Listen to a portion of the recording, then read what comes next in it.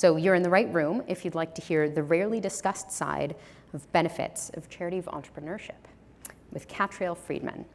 So Kat leads Charity Science Health, a nonprofit that sends text message reminders to mothers in India where their children are due for immunization. He previously worked on research related to global development, evaluating a school improvement program in Myanmar and overseeing an agricultural development RCT in Kenya. Kat holds a master's in public administration in international development from the Harvard Kennedy School. Please join me in welcoming Kat to the stage. Thanks so much for the warm welcome. So this talk is going to be a bit of a sequel to a talk that Joey Savoy gave at EA Global London last year. Joey was talking about charity entrepreneurship as a promising career path for EAs. He argued that startup charities had even greater potential for impact than the most promising existing interventions because mainly many ideas are untried or undertried, and very few organizations have been founded based on a rigorous search for the most promising interventions. He also spoke about a whole slew of indirect or pass-through benefits of startup charities. They attract money, attention, passion to really promising issue areas, for example, or maybe they can teach us important lessons through trial and error about what works and what doesn't work. Over the last year, Eric Housen and I have been gradually taking the helm of Charity Science Health, living in India and steering it through what you might think of its early teenage years. 99% of the time, we are focused on our direct impact, how we can send more memorable messages to mothers, saving more lives from painful childhood diseases like measles, pneumonia, diarrhea. Today, however, I'll step back a little bit and ask what we can learn about some of these indirect effects of charity entrepreneurship. I'll go through them broadly and say whether I think we have seen in our experience these benefits really materialize, or in some cases when we haven't seen them materialize. So to get on the same page initially, I'll provide a bit of an overview of what Charity Science Health is and how we got here. I'll then break these down into three broad categories: ways that charity entrepreneurship might strengthen potential future projects, ways that charity entrepreneurship might restructure the funding environment to be favorable to really effective projects, and ways that it might generally support building the EA movement. Finally, I'll say a few words to wrap up about how we can get involved as a community to support charity entrepreneurship through the Charity Science Network. So Charity Science Health was born out of a research project by the Charity Science founding team and an army of volunteers that set out to find what would be the most promising interventions in global health that just needed a dedicated entrepreneurial team to take them forward.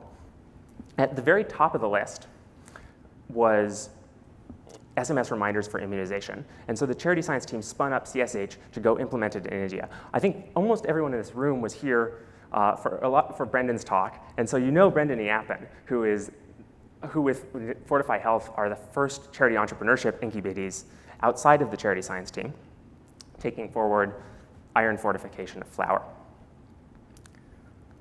The reason SMS reminders were so promising is that there's really robust evidence of impact, and they're extremely cheap to do. So we found 6 RCTs that showed, on average, the effect of getting reminders was an increase in the immunization rate of about 10.5 percentage points. And to send our whole suite of reminders only costs us about 6 cents. This is a recipe for really terrific cost effectiveness.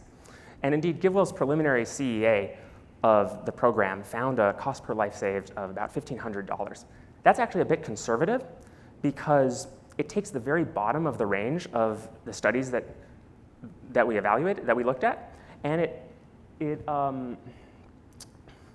a higher cost per enrollment than what we are able to subsequently demonstrate with some of our partners. The core task for CSH is to enroll caregivers as cheaply and as scalably as possible.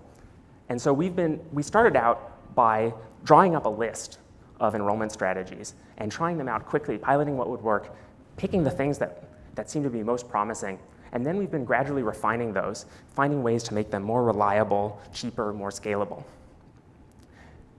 as we run out of really great ideas for how to make them better, we're going to solidify our program and run an RCT. That'll be some point in the next 6 months that we'll probably kick that off. And if the results come back as strong as we're hoping, that'll be a signal that it's time to approach GiveWell and ask to be considered for top charity status and to begin the work of scaling up across India. We've learned that 2 strategies are most viable: going door to door in slums and villages, trying to find as many mothers as we can and giving them the chance to sign up for the program.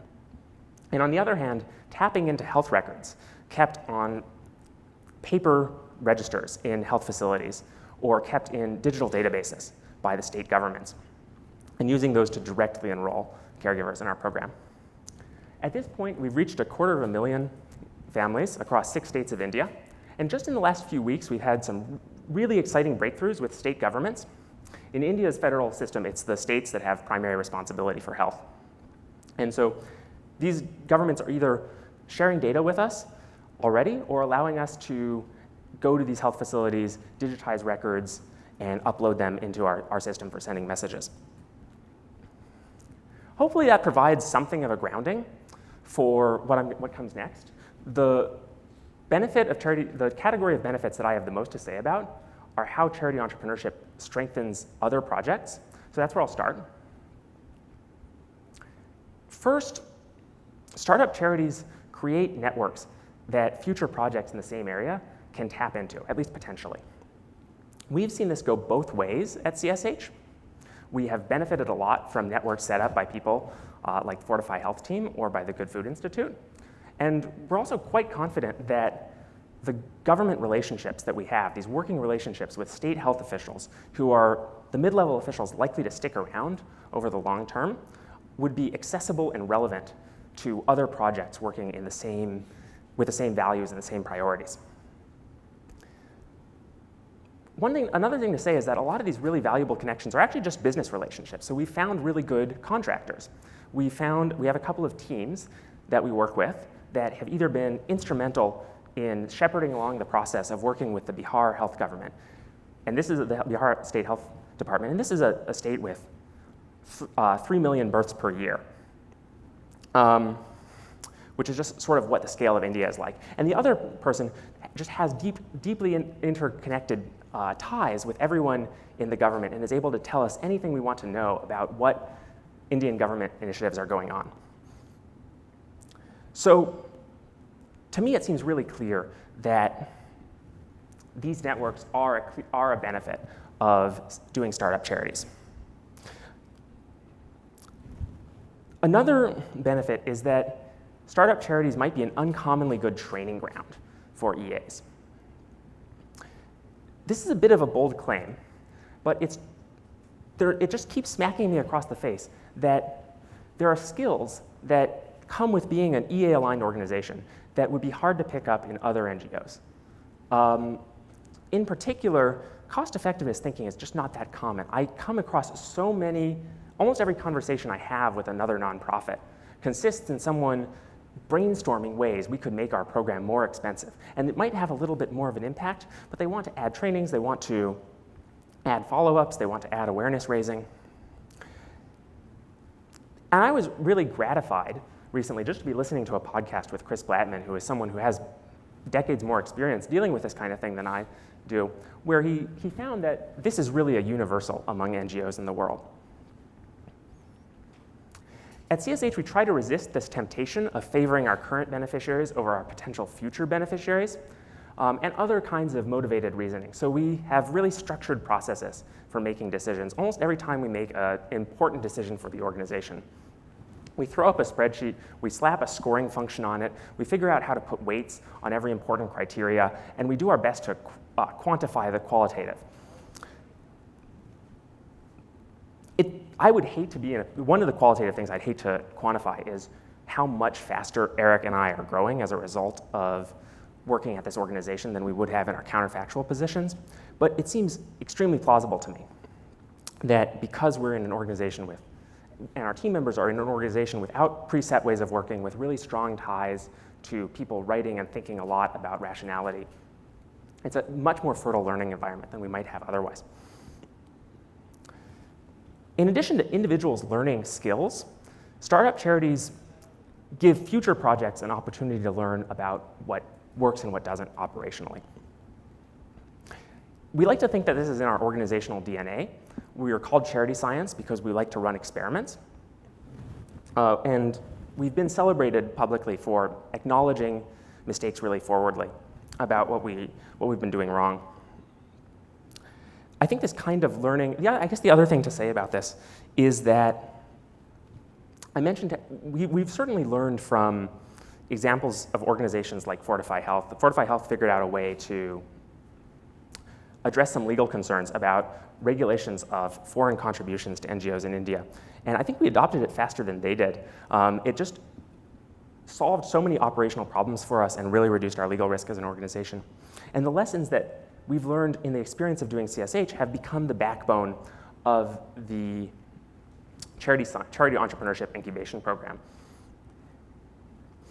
So I think it's fair to say that this kind of learning is both significant and inevitable with projects like startup charities. The final way startup charities support future endeavors is by inspiring the founders to create them.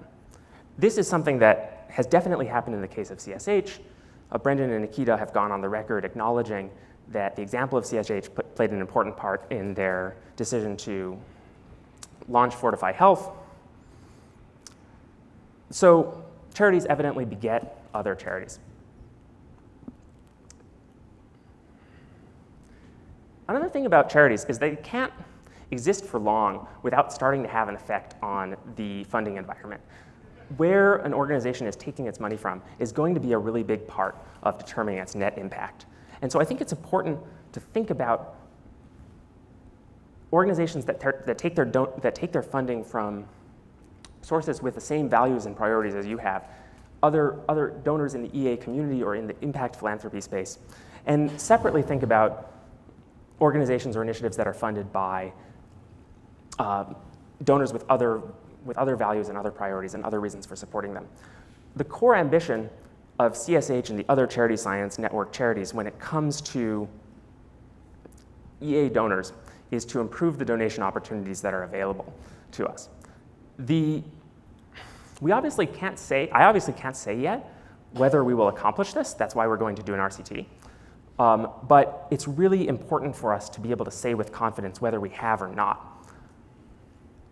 We want to do several things to make that even more likely that we'll have that confidence. We want to accompany our RCT by a pre-analysis plan. One of the pitfalls we're worried about is this growing consensus that really promising interventions emerge at small scale, they get good results, and then when they're scaled up, those results evaporate. So to address that, we've been in pretty frequent conversations with ID Insight, with GiveWell and GiveWell's evaluation partner, ID Insight, about what we can do.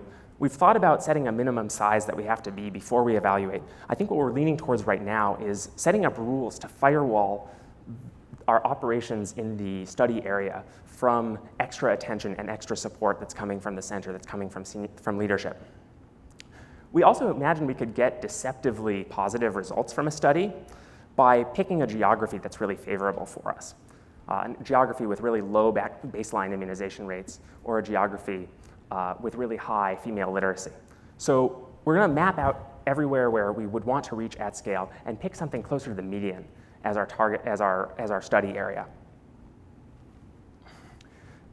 Thinking carefully about monitoring to make sure that we're not breaking the program as we begin scaling is also really important to us. So we measure immunization rates in our enrollment process, and we do phone surveys of a sample of people to make sure that they're receiving and understanding the message. So we'll know if something breaks and we're not having the effect we think we used to. This is really to say that at CSH, I find we have the freedom to make deliberate choices to ensure that effectiveness-minded donors know where we stand relative to our competitors. That said, startup charities have a bigger net impact when they find donors who have other values and other motivations for supporting them. It's not yet clear whether we'll be able to do this. I think that we haven't had to do very much fundraising as a result of the generosity of this community and the generosity of GiveWell. So we're really only embarking on that journey. We do have one piece of evidence, which is even without any attention to fundraising, we had a foundation that found us online and offered us a substantial grant over the course of 3 years. This, if it is indeed possible for organizations like CSH to be successful fundraisers, that will dramatically enhance the net impact that they can have. An even farther reaching effect that charity startups could have on the funding environment is to catalyze interest of funders in whole new issue areas. This is, in the case of CSH, probably a bit of a stretch. We work in immunization, and truthfully, the biggest global health donor in immunization has already gone more or less, the biggest global health donor has already gone more or less all in on immunization. So, frankly, this is a bit of a tall order. The next broad category, the final broad category, is ways in which we can strengthen the EA movement. Joey suggested that one way startup charities do this is they create institutions that preserve the principles and values of the EA community, even as individuals may value drift or may get focused on other projects. It's really hard to say in the short term whether charity science is doing anything like this. I really hope that CSH and the apartment where 4 of us live continue to be a hub of EA Deli. It's hard to say. I also hope that intense contact with the hardcore EAs of CSH causes our team members and our close contacts to begin taking these ideas more seriously. We certainly have staff who now read EA content who hadn't read it, hadn't heard the term effective altruism before. But to be frank, we haven't had anyone sign the Giving What We Can pledge or become a vegetarian to our knowledge either. So still working on that. Altogether, I want to ask, does any of this matter?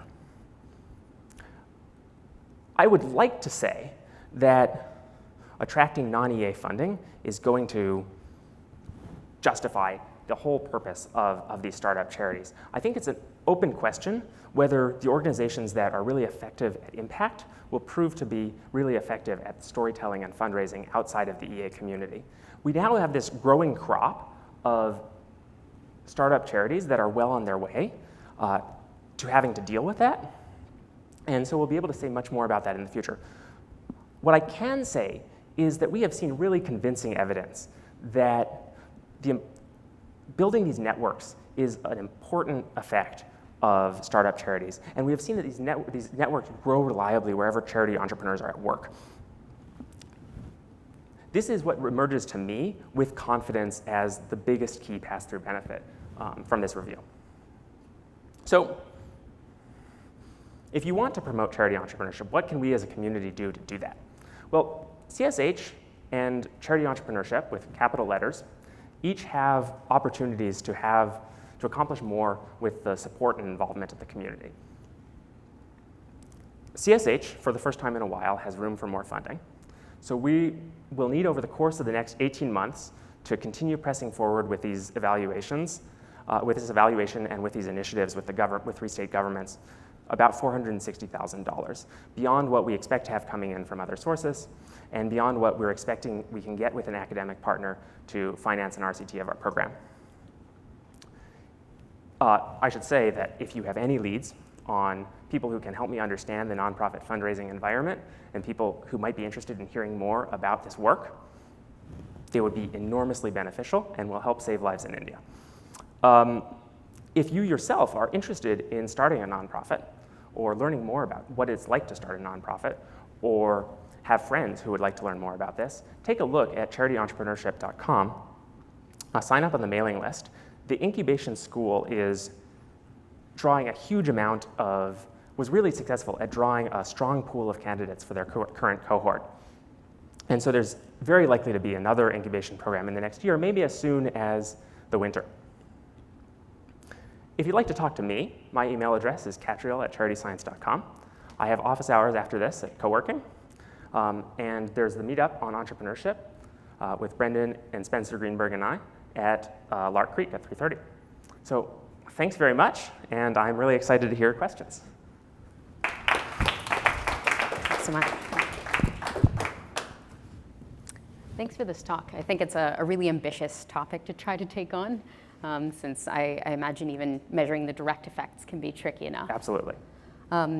So someone asked a pretty poignant question from the audience, which says, if you think that some of the interventions that you'd be pushing for are as effective as they seem, is it ethical to run an RCT? So this is an excellent question. I know it's a core part of the research ethics that they teach you when you're being trained to run an RCT, is you can only run RCTs if you have equipoise, if you have uncertainty about whether an intervention works. Now, that has become a bit of a joke in the impact evaluation space, I think, because no one knows how to quantify what is the certainty that you need before you can decide this, and you can almost always make an argument that equipoise exists. Now, in this case, I think we really do have the sufficient uncertainty for it. This is a behavior change intervention, and I gave you a pretty favorable account of why we should be confident, but whenever you take a behavior change intervention to a new context, there are reasons that it might break down and not behave. People may not respond to it in the same way that you expect, and that's why GiveWell has insisted that really before they give serious consideration to CSH as a top charity, they would want to see an RCT in the Indian context. The way we basically think about this is that we are focused on being implementers. And I apologize if I gave a sense that this was a far-ranging and balanced review. I really wanted to offer something that was more of a tentative report from the field. We generally take the cue that we are going to let people like GiveWell make a clear-eyed assessment of what's valuable. Yeah, so one of the things that you spoke to as being one of the main indirect value adds is growing this network. And it's maybe just still difficult for me to get my head around how starting a charity in India might create a useful network for somebody starting a charity elsewhere. Can you speak a little bit more to how that network functions? And that's a great clarifying question. I was absolutely talking about a network that's helpful in India to other projects in India. Okay. That's helpful in Maharashtra and Bihar states to other projects that are working in Maharashtra and Bihar states. I think that it's reasonable when you're considering a startup charity to think very carefully about what the resources that you'll be able to draw on are, and if you can draw on people like the advisor to the Maharashtra chief minister, that Varun Deshpande. So Varun Deshpande is the Indian presence of the Good Food Institute. He will be speaking at 4 o'clock. He is a phenomenal, charismatic presence and has accomplished really amazing things, setting up a cellular agricultural research center, or getting on the way to doing so in India. He has found someone who really gets the evidence and way of thinking of this community, who sits in a position of tremendous political influence. And this advisor, when I first interacted with him, sent me an email that said, basically, if what you're doing is terrific, if you get stuck anywhere in the state, if anyone gets in your way, just let me know and I will unstick you.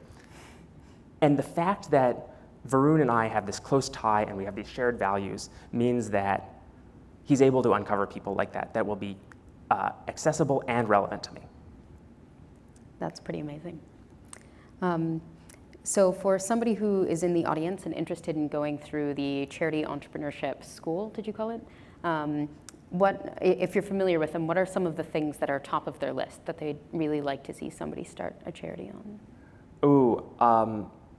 I think I'm not qualified to answer that question. I just really urge you to look at the transcript of the Charity Entrepreneurship talk that Joey gave at EAG London 2018. And if someone were to try to integrate into either the existing network or try to build a network of their own, what are some key pieces of advice that you would give them, assuming they have no background in the area?